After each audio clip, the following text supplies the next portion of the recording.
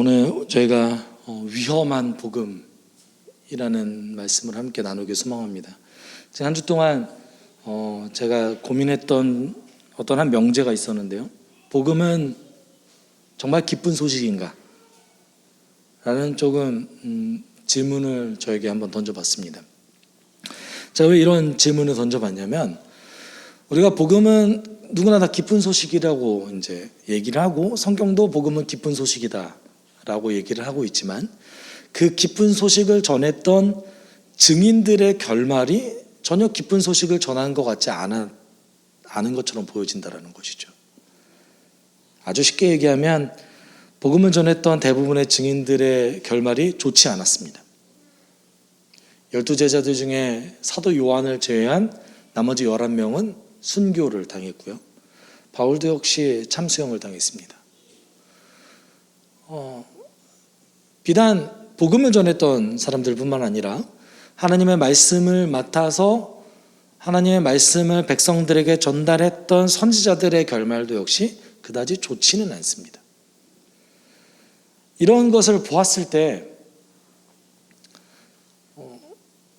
말씀을 전하는 의무를 가지고 있는 제 입장에서 봤을 때는 나도 이래야 되나? 조금 제 마음속에 그런 생각이 드는 거죠. 지금 너무 평안한 거 아닌가? 마치 불구덩이 속으로 내가 지금 들어가야 될 것 같고, 저는 개인적으로는 북한 선교에 항상 큰 마음이 있습니다. 그래서 당장 가야 되나? 저기 그 조선족 자치구라도 가서 내가 지금 거기로 가야 되나? 이런 고민이 든다라는 것이죠. 네. 그러면 그 복음은 내 인생에 있어서 기쁜 소식이 맞나? 이런 항상 그 질문을 계속 하게 되는 것입니다. 그런데 우리가 분명히 알아야 될 대목이 하나 있는데, 그것은 성경에 등장하는 증인들의 삶이 우리들의 삶과 동일하다고 일반화시킬 수 없다라는 거예요. 왜냐하면 수천 년의 기독교 역사 가운데, 또는 이제 구약부터 시작하면은 대략 한 4,000년 가까운 이 교회의 역사, 기독교의 역사 가운데, 사실 우리가 기독교 역사 그럼 2000년이라고 얘기하지만 하나님의 역사는 그렇게 시작하지 않았잖아요. 아브라함부터 시작하면 대략 4200년, 그 시간 동안에 기록된 사람이 얼마나 되겠습니까? 또 증인이 얼마나 되겠습니까? 아주 극소수의 사람을 하나님께서 선택하셔서 그 사람을 필요에 따라서 이용하신 거예요. 그 말은 이거는 일반화시킬 수 없다라는 것입니다. 그래서 제가 이런 말이 생각이 들을 때마다 하나님이 정말 우리에게 원하시는 게 뭘까를 사실 고민을 합니다. 근데 하나님이 우리에게 원하시는 게 뭘까를 고민할 때 제일 처음에 하나님 우리를 왜 만드셨지? 그리고 우리에게 주신 게 뭐지? 를 생각하면 조금 더 명확해지는 것 같아요. 하나님 이 땅을 만드시고 우리에게 모든 것을 다 허용하셨다는 의미는 우리가 가지고 있는 걸 얼마든지 누릴 수 있다. 평안한 것이 전혀 문제될 것이 없다. 되는 것입니다. 네. 제 판단으로는 우리가 그냥 표면적인 결론으로 봤을 때는 그 증인의 삶이 전혀 좋은 것 같지 않아 보여도 그들은 좋았을 것이다입니다. 그들은 평안했을 것이다. 그러면 스데반의 마지막을 우리는 기억하고 있습니다. 스데반이 자신의 동족에게 복음을 전하다가 돌에 맞아서 죽죠. 돌에 맞아서 죽을 때 마침 또 스데반의 이름도 멜류관이에요. 돌에 맞아서 죽을 때 뭐라고 얘기합니까? 마치 주님처럼 저들의 죄를 용서해 주십시오라고 하면서 죽죠. 이게 평안 가운데 죽지 않고서는 불가능한 얘기 아니겠습니까?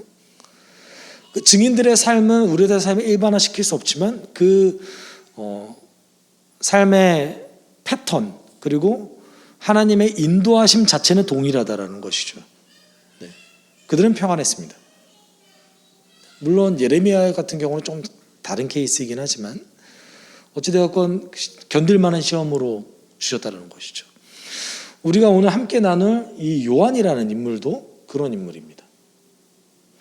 그렇기 때문에 우리 요한을 우리가 동일한 선상에서 보는 것보다 우리가 동일한 모습도 역시 존재하지만 동시에 하나님이 아주 특별하게 사용한 사람이다라는 것을 우리는 조금 인정하면서 나아갈 필요성이 있습니다.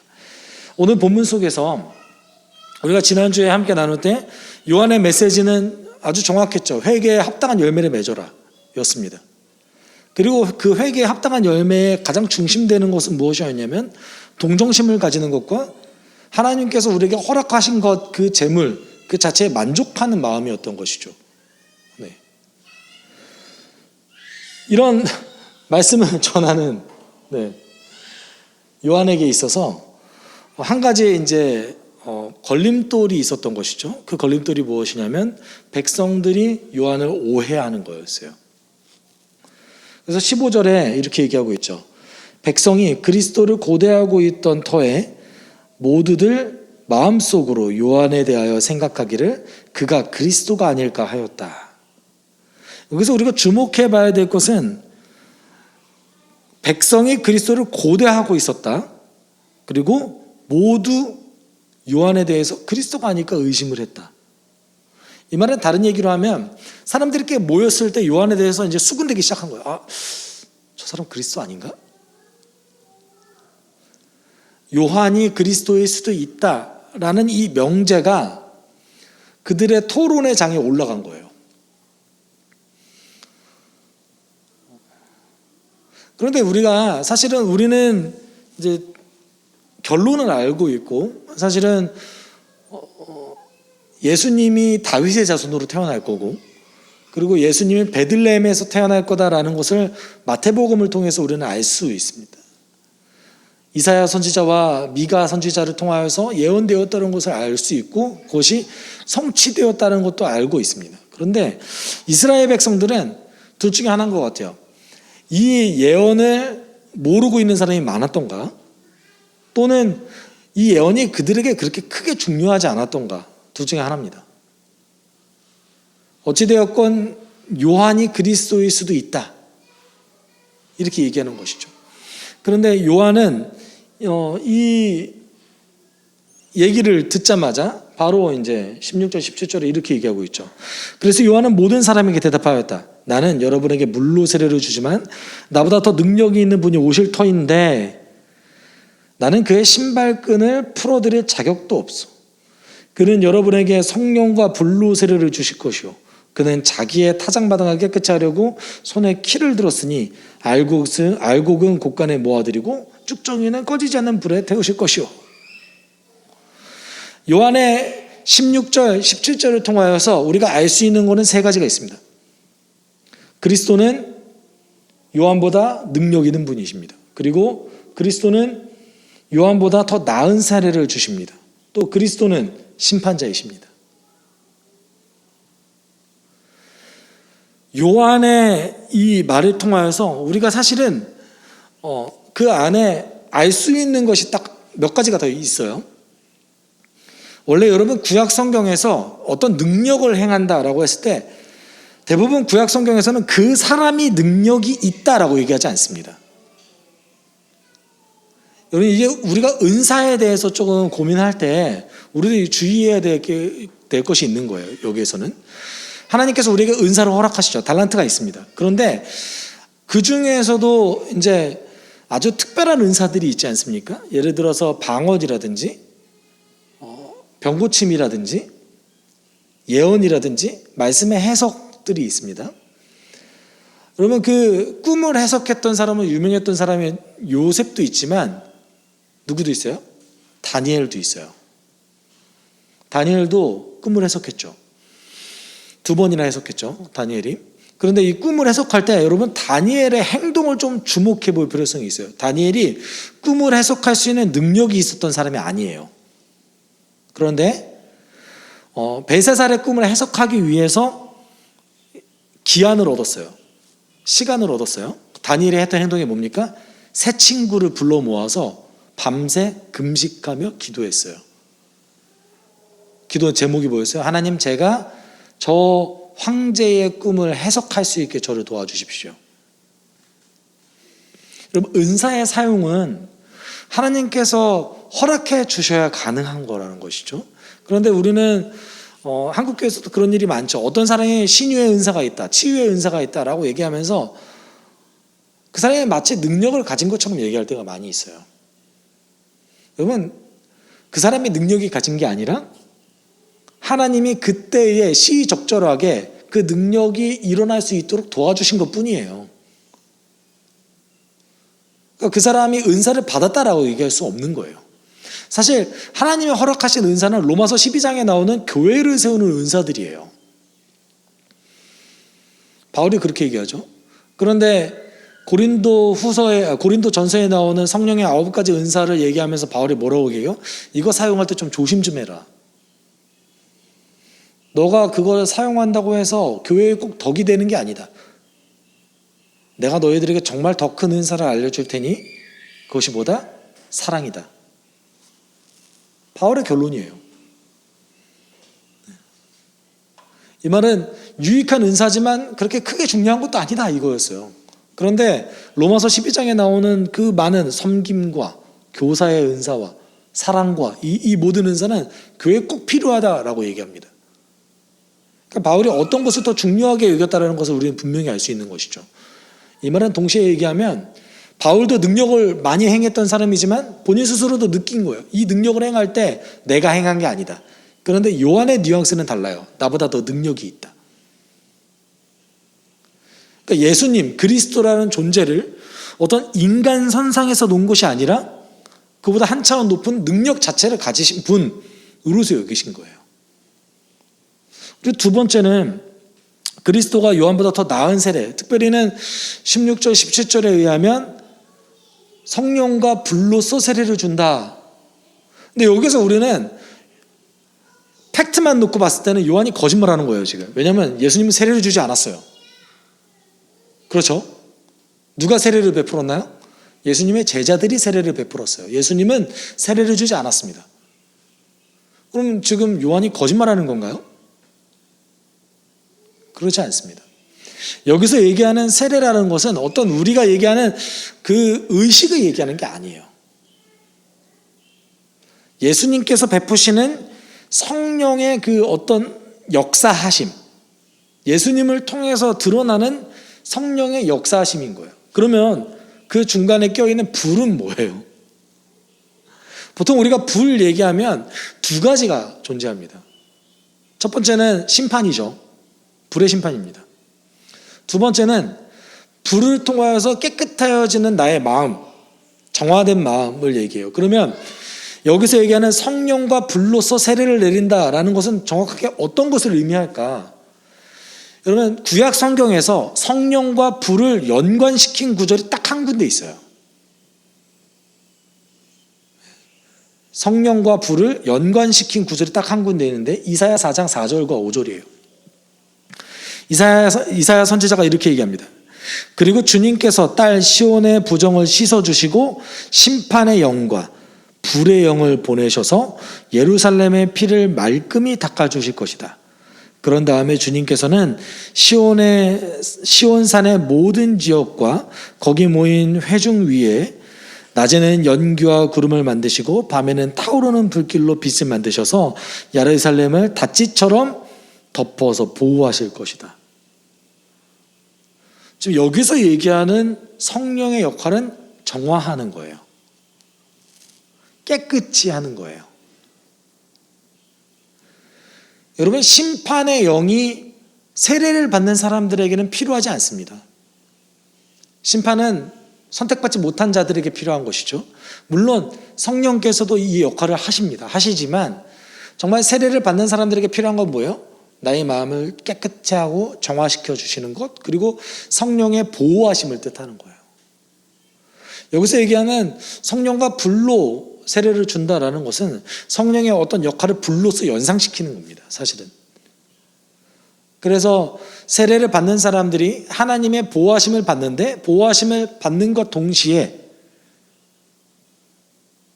불로서 정화되어야 돼요. 불과 같이, 불의 역할과 같이 정화되어진다는 것이죠. 그리고 17절에 예수님을 또 이렇게 표현하죠. 심판자로 표현합니다. 타작마당.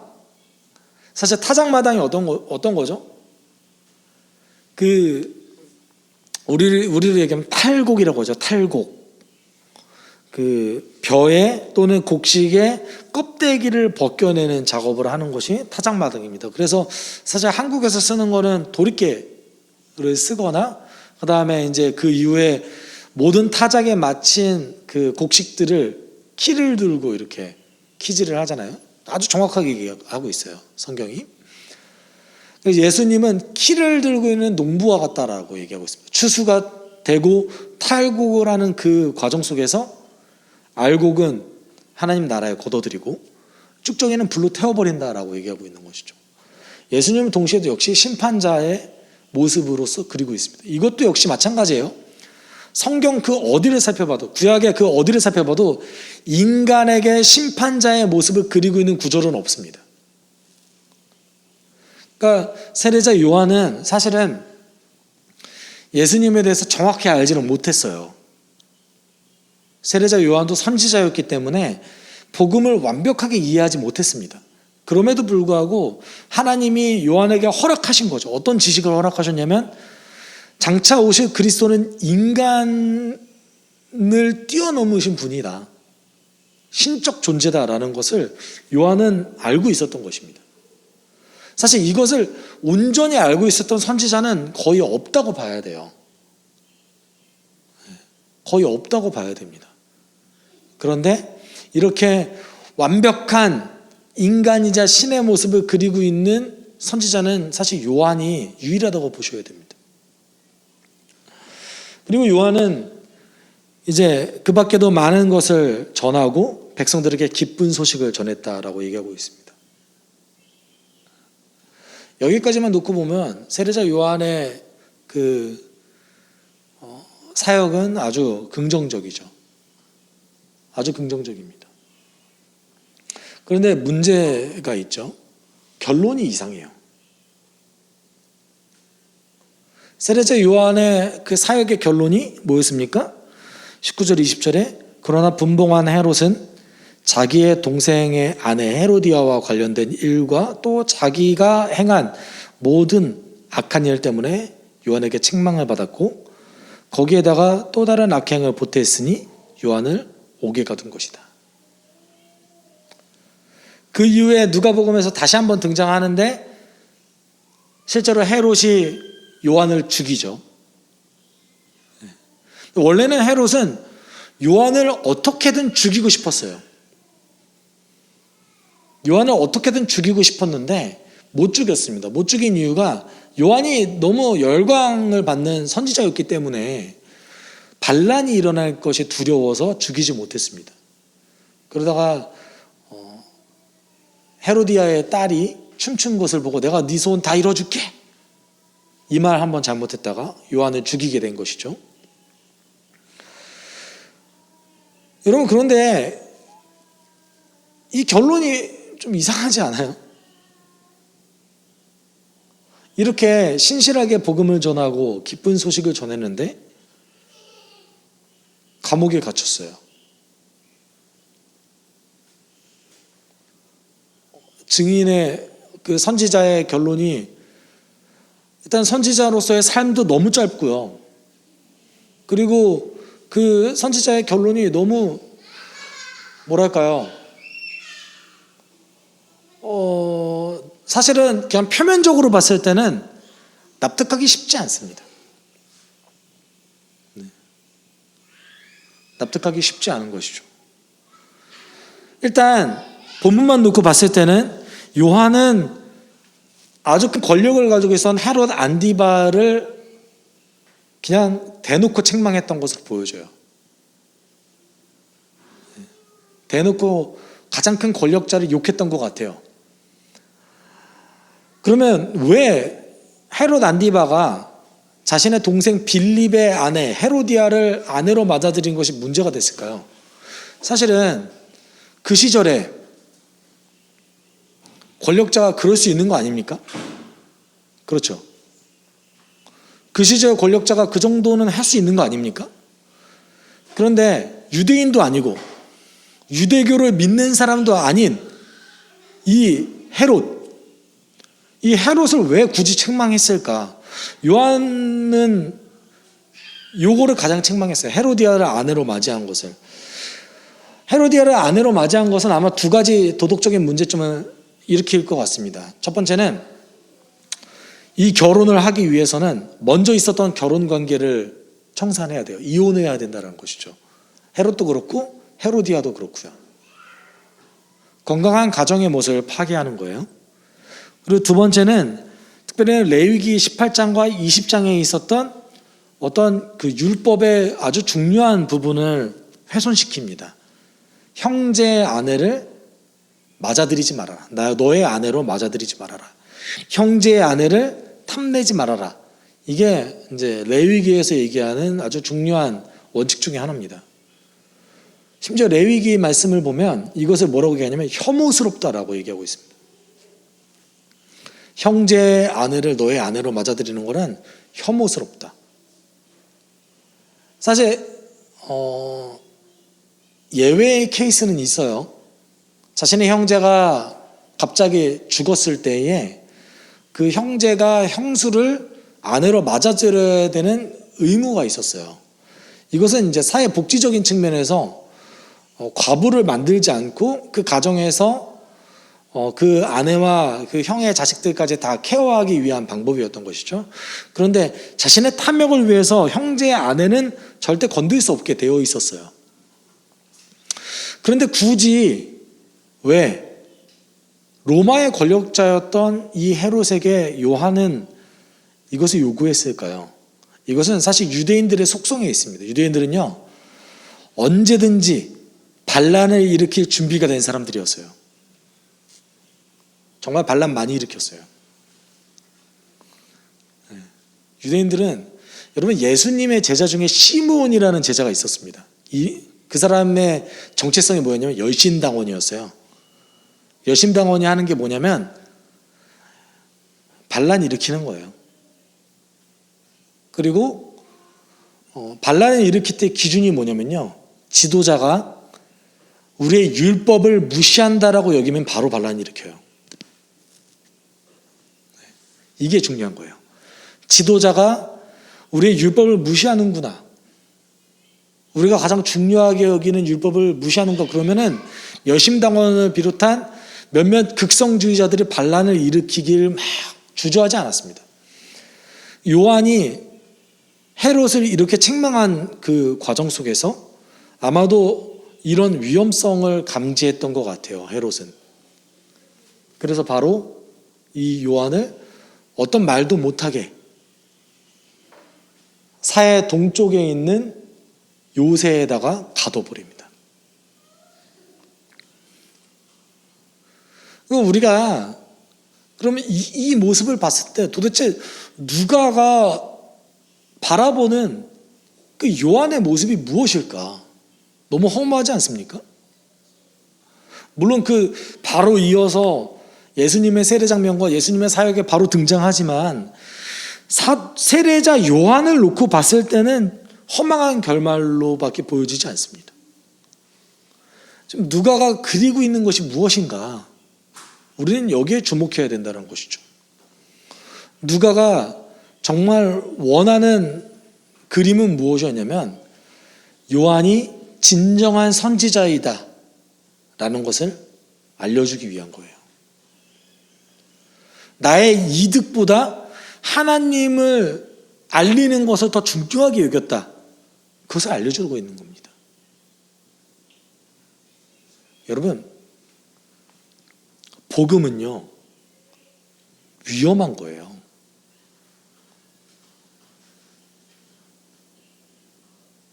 왜냐면요, 복음은 그것을 받아들인 사람들에게 기쁜 소식이지만 동시에 복음은 우리의 적나라한 모습을 드러냅니다. 그렇지 않고서는 절대 복음을 받아들일 수 없어요. 나에게 예수가 필요하다, 내 인생에 예수가 필요하다, 여러분, 이거를 인정하기 위해서는 뭘 인정해야 됩니까? 내가 죄인이다. 나의 힘으로는 나의 인생과 나의 구원의 문제를 어찌할 수가 없다. 이걸 인정해야지만 가능한 거예요. 그렇기 때문에 복음은 사실 굉장히 위험한 거예요. 이거는 역사가 증명했습니다. 그래서 히브리서 4장 12절에 이렇게 얘기하고 있죠. 하나님의 말씀은 살아있고 힘이 있어서 어떤 양날의 검보다 더 날카롭습니다. 그래서 사람 속을 꿰뚫고 혼과 영혼을 갈라내고 관절과 골수를 갈라놓기까지 하며 마음에 품은 생각과 의도를 밝혀냅니다. 복음을 전했을 때 이런 일들이 일어나는 거예요. 그러면 여러분, 스데반이 이와 동일한 일 아닙니까? 스데반이 복음을 전했을 때 유대인들의 반응은 마음이 찔려서 스데반을 향해서 돌을 던졌어요. 복음은 사실 위험한 겁니다. 그렇기 때문에 복음을 받아들이기 위해서는 준비가 필요한 거예요. 적어도 복음을 받아들이기 위해서는 내 인생에 나의 힘과 나의 능력으로 어찌할 수 없는 뭔가의 도움이 필요하다라는 것을 인정해야지만 가능한 겁니다. 이렇게 하나님의 말씀을 정직하게 전했던 수많은 선지자들이 그렇기 때문에 이 위험한 복음을 전하다가 목숨을 잃게 된 것입니다. 히브리서 11장 37절에 이렇게 얘기하고 있죠. 또 그들은 돌로 맞기도 하고 톱질을 당하기도 하고 칼에 맞아 죽기도 하였습니다. 그들은 궁핍을 당하며 고난을 겪으며 학대를 받으면서 양과 염소의 가죽을 입고 떠돌았습니다.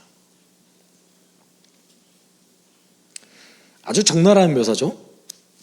돌로 맞은 스데반과 예레미야,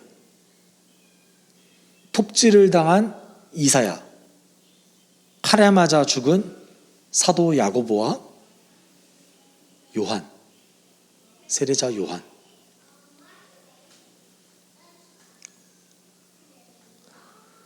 믿음의 장을 얘기할 때 그 믿음의 장 결론부에서 히브리서 기자가 얘기한 것은 이거였어요. 왜냐하면 복음은 위험하거든요.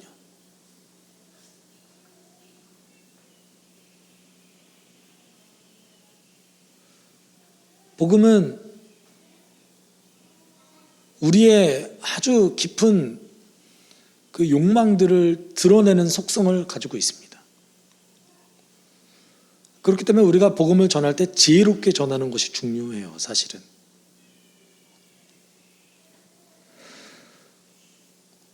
여러분, 요한은 오늘 본문 속에서 그리스도가 얼마나 위대한 존재인지에 대해서 이스라엘 백성들에게 전함과 동시에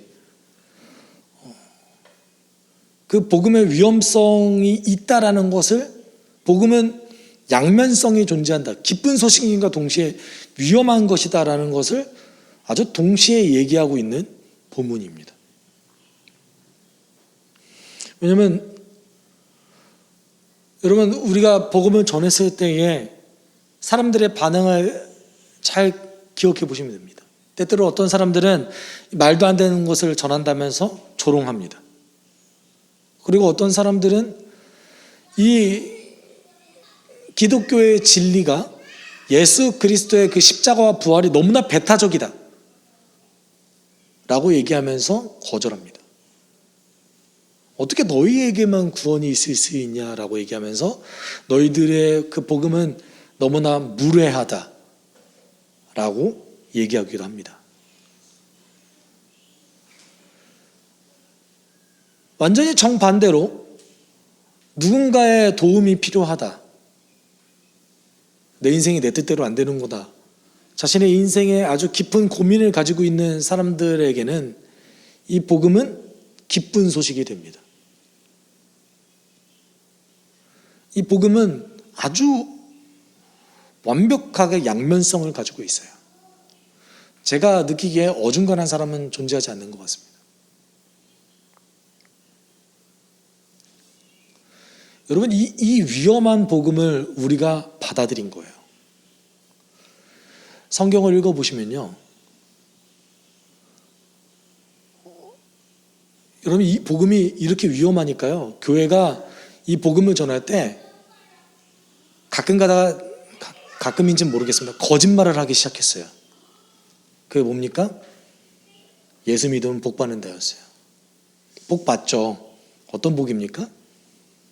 내 마음의 평안과 하늘 복을 받죠. 그렇지만 성경 어디에도 예수 믿으면 성공한다는 얘기는 없습니다. 예수를 전했던 증인들의 삶을 읽으면 읽을수록 마음에 부담감이 가득할 거예요. 이렇게 살아야 되나? 이게 당연한 결과입니다. 왜냐하면 복음 위험하거든요. 철저하게 복음은 지배하는 이데올로기에 반박하거든요. 근데 이런 복음을 도대체 누가 믿겠습니까? 논리적으로 성립이 안 되는 거예요. 그래서 교회가 거짓말을 하기 시작했습니다. 예수 믿으면 복을 받습니다.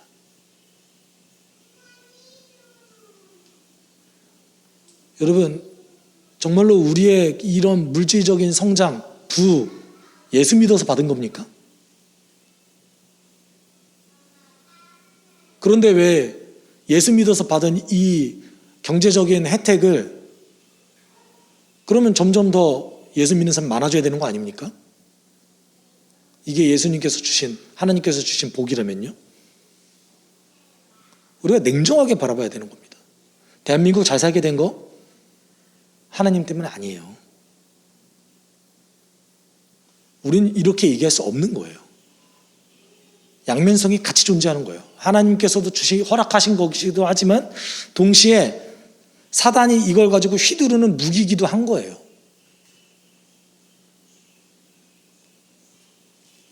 이 경제적인 엄청난 혜택이 하나님 더 잘 믿게 도와주지 않고 있지 않습니까? 현상이. 그럼 우리는 다시 한번 우리의 그 위험한 복음에 대해서 재평가를 하고 어떤 것이 우리의 삶에 정말 하나님을 따르는 삶인가에 대해서 고민할 필요성이 이제는 있는 것입니다. 하나님 주신 거 잘 누려야지만 그렇지만 항상 동시에 생각해야 되는 것은 복음은 우리의 아주 가장 깊은 내면 속에 있는 생각을 끄집어낸다는 것입니다. 내가 날 것이 되는 거예요. 사실 얼마나 수치스럽습니까? 그랬을 때 받아들일 수 있는 게 복음이에요. 우리가 해야 되는 기도는 뭡니까? 인정해야죠. 내가 여기에서 누리는 것보다 더 좋은 게 있다는 것도 역시 인정해야 되는 것이죠.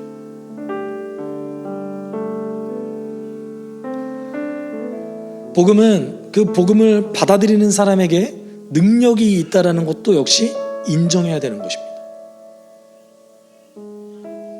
나 예수 믿으니까 좋아, 이게 아닙니다. 나 예수 믿으면 하나님께서 좋은 거 주실 거야, 이게 아닙니다. 내가 예수를 믿으면 내가 변할 것이다. 내가 예수를 믿으면 내가 하나님을 닮아갈 것이다.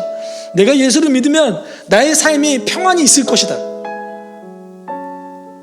물질로도 해줄 수 없고 즐거움으로도 얻을 수 없는 그 하늘에서 주는 평안이 나에게 있을 것이다. 그렇기 때문에 나는 이 위험한 복음을 믿는다 라는 어떤 믿음이 필요합니다. 여러분, 세상에 수많은 것들이 이 믿음을 계속해서 흔들어요. 이제는 복음은 능력이 없을 거야. 이제는 예수 믿는 사람 쉽게 나오지 않을 거야. 젊은 사람들 예수 믿기 쉽지 않을 거야, 이제. 아니요. 언제나 이 복음은 능력이 있었어요.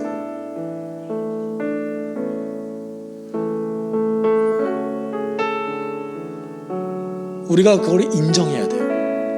그리고 기도해야 돼요. 하나님, 이 능력의 복음을 내가 지금 이 순간에도 다시 받아들이고 나의 삶을 변화시키기 위해 소망합니다. 나를 지배해 주십시오. 그리고 지금 이 순간에 이렇게 함께 기도했으면 좋겠습니다. 사랑 많으신 하나님 아버지, 나를 변화시켜 주시고 어떻게 우리가 우리 성경 생활할 때에 하나님 아버지 예수를 믿는다는 것이 결코 하나님께서 주신 물질적인 복을 누린다는 것이 그런 것을 의미하는 것이 아닌 것을 우리가 알고 있습니다. 하나님, 주일을 행할 때에 하나님 내가 복음의 능력이 있다는 것을 인정하고 나아갈 수 있게 주십시오. 복음이 나의 삶을 지배할 수 있다는 것을 인정할 수 있게 주십시오. 내 마음 가운데 주님의 사랑을 인도하여 주십시오. 사랑하신 하나님 아버지, 주님을 기도합니다. 하나님, 우리 가운데 있지 하나님 아버지,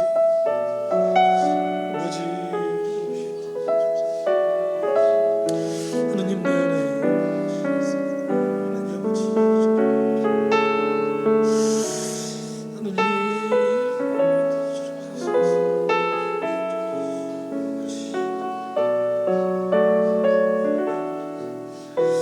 내 마음 가운데 하나님 주십시오.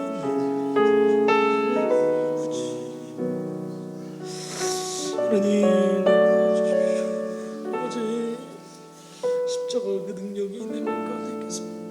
십자가 부활이 나를 살리시고 지금 이 순간에 아버지,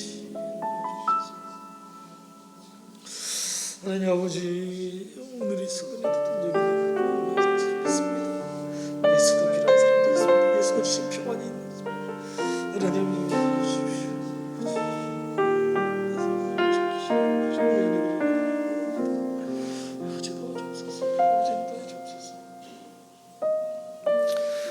사랑과 은혜가 풍성하신 하나님 아버지, 오늘도 우리를 인도해 주심에 감사를 드립니다.